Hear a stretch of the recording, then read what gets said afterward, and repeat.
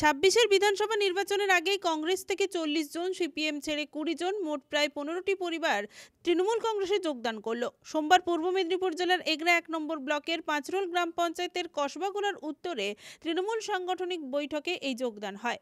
CPM কংগ্রেসের কর্মীদের হাতে দলীয় পতাকা তুলে দেন এগরার বিধায়ক তথা কাঁথি সাংগঠনিক জেলা তৃণমূলের চেয়ারম্যান তরুণ কুমার মাইতি।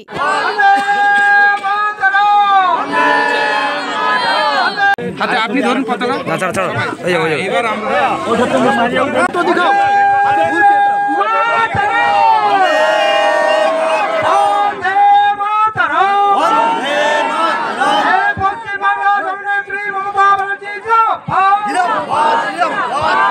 তবে যে কর্মীদের যোগদান করেছে একসময় তারা সবাই বিক্ষুব্ধ তৃণমূল ছিলেন বলেই এলাকাবাসী সূত্রের খবর।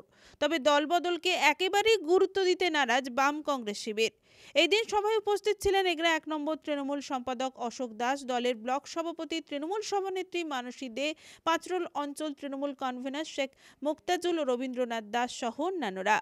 এই দিনের সভায় কয়েকশো তৃণমূল কর্মী ও সমর্থকেরা হাজির ছিলেন। 2026 এখনো অনেক দেরি আছে, আরো 1 বছর দেরি, 1 বছরেরও বেশি।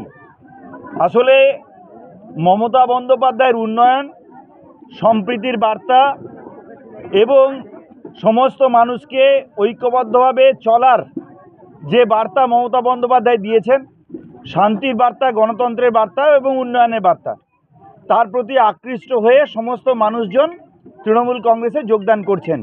তারাও বুঝতে পারছেন যে তৃণমূল কংগ্রেসকে বাদ দিয়ে এলাকার উন্নয়ন সম্ভব নয়, সাম্প্রদায়িক সম্প্রীতি সম্ভব নয় এবং ঐক্যবদ্ধভাবে যে সামাজিক চিত্র সেটাকে তুলে ধরাও সম্ভব নয়। সেই জন্যে মানুষ তৃণমূল কংগ্রেসের দিকে আকৃষ্ট হচ্ছেন, তৃণমূল কংগ্রেসে যোগদান করছেন। রঞ্জন মাইতির রিপোর্ট, খবর BCBS।